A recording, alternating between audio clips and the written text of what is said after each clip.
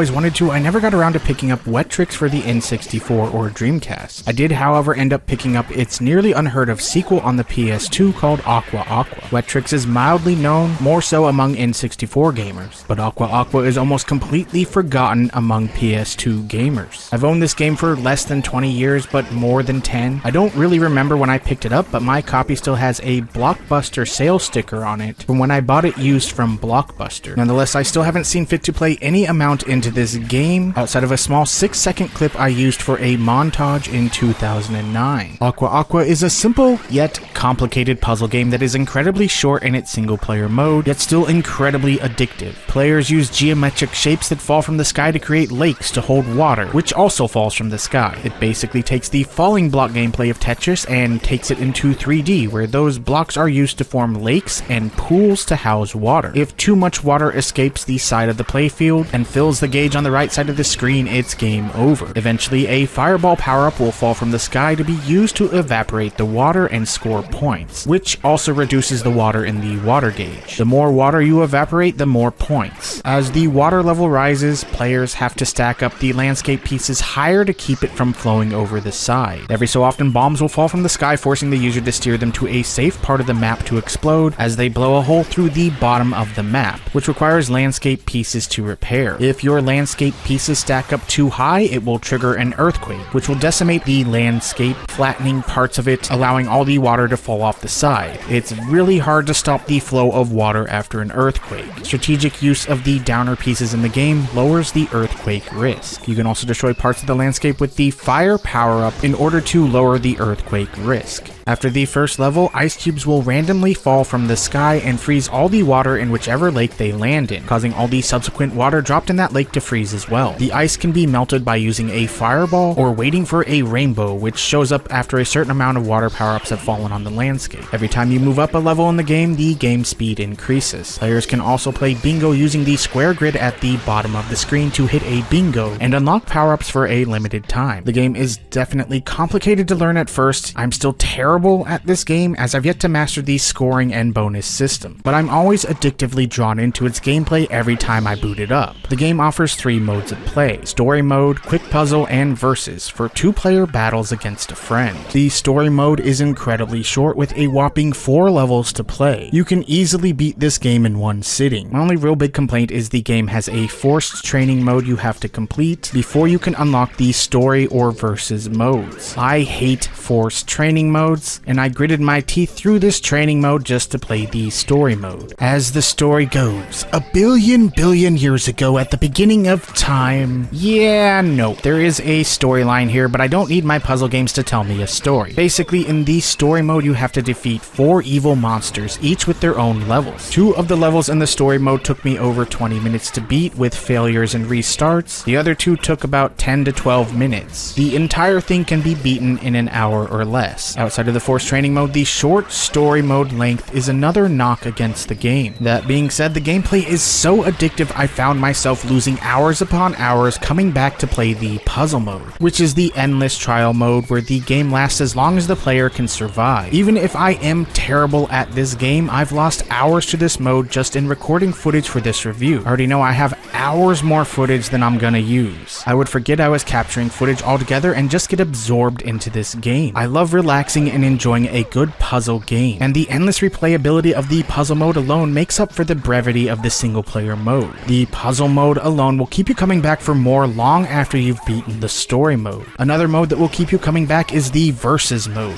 If you have at least one other friend to play this game with, the versus mode also brings endless replay value. In the versus mode, using the bingo at the bottom of the screen can be used to send attacks at your opponent. I wasn't able to fully test the versus mode for this review, but I could easily see my friends and I losing hours and hours defeating each other in this game. Graphically, the game is simple looking by design. The landscapes eventually take that voxely landscape look that a lot of PS2 games like Smuggler's Run had, and the water effects are decent. This game isn't trying to be a graphical powerhouse because it doesn't need to be. Simple game, simple concept, simple visual presentation. However, the landscape deformation in the game is a really cool effect. The only hit to the graphics I can make has to do with the camera angle. Players can tilt the camera, but they can't rotate it, making it hard to see some of the corners on the map when the landscapes get too high. It's a small complaint, but it would have been nice to either rotate the camera or the terrain to see better. I found that using the D-pad was the most accurate way to play this game. The analog controls feel a bit slippery. Part of it could be in the delay of using a modern display, but I found that for those small motions to seed a landscape piece, to make a perfect connection to the piece next to it, tapping the D-pad was worlds more accurate. By comparison, the analog stick feels like each piece is slipping on ice as you move it, giving it an inaccurate feel. Again, it could be because of the upscaling solution I am using, but the slippery feeling isn't there when using the D-pad. Everything else with the controls is as simple as pressing a button to turn each piece in the air before it lands, or to execute a fast fall when you have the piece where you want it. The background music to the game is low-key. It's there, but it doesn't really stand out.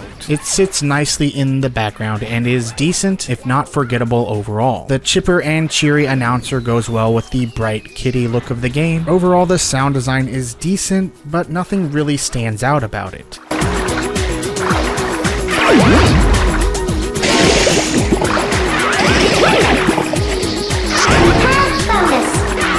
The bottom line. Aqua Aqua joins the likes of Bombastic on the list of the most underrated puzzle game sequels on the PS2, and is one of the most addictive underrated offerings in the PS2's library of mostly overlooked underrated puzzle game offerings. There is a serious lack of love for PS2 puzzle games, people, and Aqua Aqua is the Wettrix sequel that I would wager a guess that most fans of the original never even knew existed. Having not played the original, I can't comment on how it stacks up to Wettrix, but I can say this is an absurdly addictive game that is both simple yet complicated. Once you learn the mechanics, Aqua Aqua will then prompt you to give it hours upon hours of your life. The game is still sitting around the $10 mark with shipping as of this video, and for $10, outside of Bombastic, which is the unappreciated sequel to Devil Dice, you won't find a better puzzle game on the PS2 at that price. Seriously, just buy both of them for the best 1-2 punch of puzzle gaming the PS2 has to offer.